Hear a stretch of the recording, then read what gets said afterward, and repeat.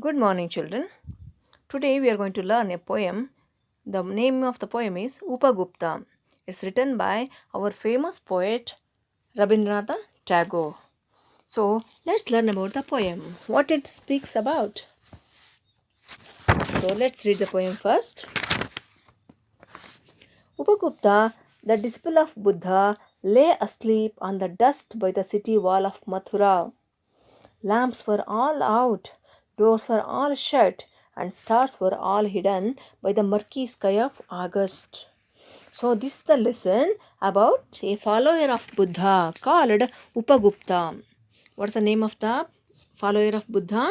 It's Upagupta. So, one day he lay asleep on the dust by the city wall of Mathura. One day, the Upagupta laid asleep on the dust by the wall of Mathura. Mathura is a city where Upagupta lay asleep, means he was sleeping in the dust by the city wall of Mathura. Lamps were all out. What was the time? It was a dark night. No lamps were at all. They were all out. Doors were all shut. Even the doors of the houses were shut because it was already late night. And all stars were all hidden by the murky sky of August. So, what about the sky? How it was looking like? It was hidden by the murky sky of August. The stars in the sky, they were hidden, means they were closed by the murky sky of August. Murky means dark sky. Usually August is a month where we see the clouds more and rainy season it is. So what happened here? Since it was a rainy season, all the stars were hidden inside. No stars were seen at all. And the sky was very dark. Now let's move on to the next paragraph. Whose feet were those tinkling with anklets, touching his breast of a sudden? He woke up startled, and the light from a woman's lamp struck his forgiving eyes. So suddenly, something had happened to Upagupta. What happened? Whose feet were those tinkling with anklets? He heard some feet coming next to him, making tinkling noise with the anklets. Anklet means the chains the girls wear in their legs. Anklet means the chains the girls wear in their legs. So, some feet came next to him wearing the anklets. The anklets were making bit tinkling noise, touching his breast of a sudden. Where did they come? They came and stood next to his body. Suddenly, he saw 2 feet coming and standing next to him. He woke up startled. Startled means very surprised, and he woke up. He got the he got the awareness of someone, and he got up, and the light from a woman's lamp struck his forgiving eyes. What he saw, there's a woman holding a lamp in the hand and looking at his face. How his face was looking? The eyes were very sympathetic one, very forgiving one, and the woman is looking at his face. Now let's move on to the next paragraph. It was the dancing girl starred with jewels, wearing a pale blue mantle, drunk with the wine of her youth. She lowered her lamp and saw the young face utterly beautiful. So who is standing there? It was the dancing girl, starred with jewels. A dancing girl means in the olden periods the kings used to have dancers in their courts, and such a kind of girl she is. How she is looking? She is shining with the jewelries she wore on the body. So many jewelry she is wearing, and she is looking very shining one, wearing a pale blue mantle. What dress she is wearing? A very thin blue covering cloth she is wearing. That's called as mantle. And drunk with the wine of her youth. She is so proud looking. Why is so proud? Because she is very young and she has the ego of her beauty. And that's why she is looking very um, kind of egoistic woman. She lowered her lamp and saw the young face. So just she bent down towards Upagupta and lowered the lamp also. She brought the lamp down and looking at the young face of Asterly beautiful. Asterly means looking like a sage, a tapasvi like. So his face is very beautiful with that sage shining. So she is looking at his face, young face. Next, forgive me, young ascetic, said the woman. She's telling, just forgive me, excuse me. Young ascetic. Ascetic means a sannyasi, a sage. Graciously come to my house, the dusty earth is not fit bed for you. What she is telling to Upagupta? She's telling to Upagupta that happily he can come to her house because where the land where he is lying it's completely full of dust and it is not suitable for him. She's asking him to go to her home and take rest in her home because the land is full of dust and it doesn't fit to him. The young ascetic answered, Woman, go on your way. But the Upagupta did not care for her. He said something to her. What? Woman, go on your way. Just to take care of your home and go. Don't stand over here. When the time is ripe, I'll come to you. You're asking me to come with you, no? Yes, I'll come to you, but not now. When the time comes. Time ripens means when the exact time comes. Suddenly, the black night showed its teeth in a flash of lightning. Since it was a monsoon season, suddenly there was a thunder and flash of lightning. The sky started thundering and lightning. So the woman is a bit scared now. The storm growled from the corner of the sky. Growled means making a big sound.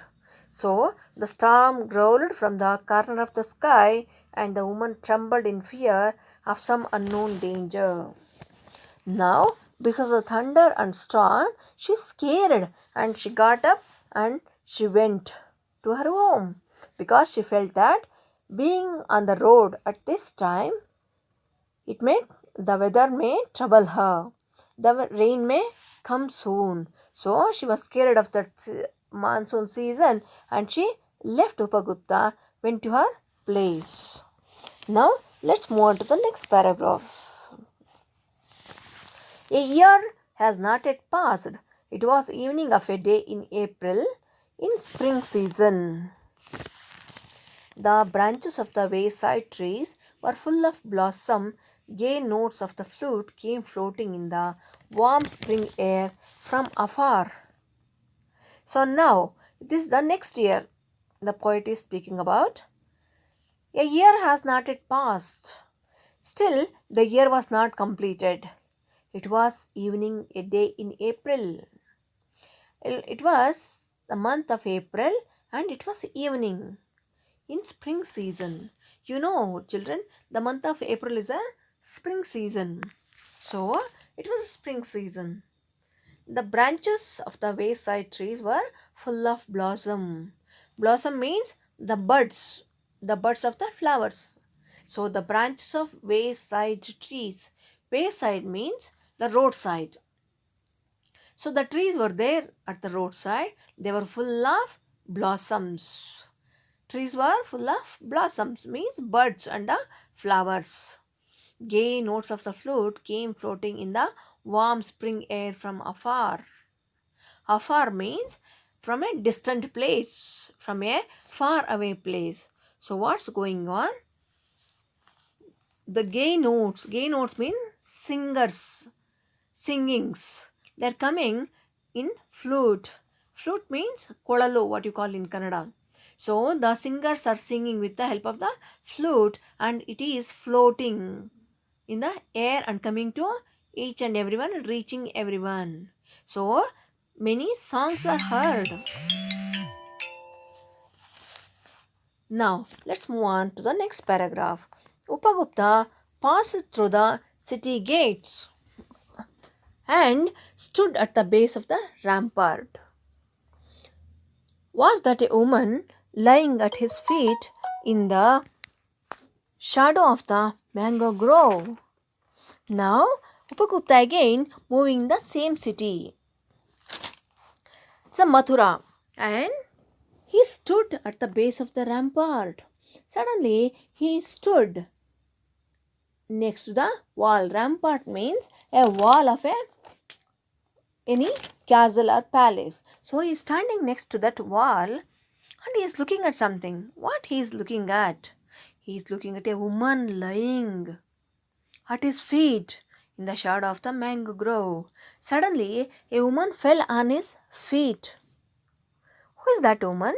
And he is looking, try to find.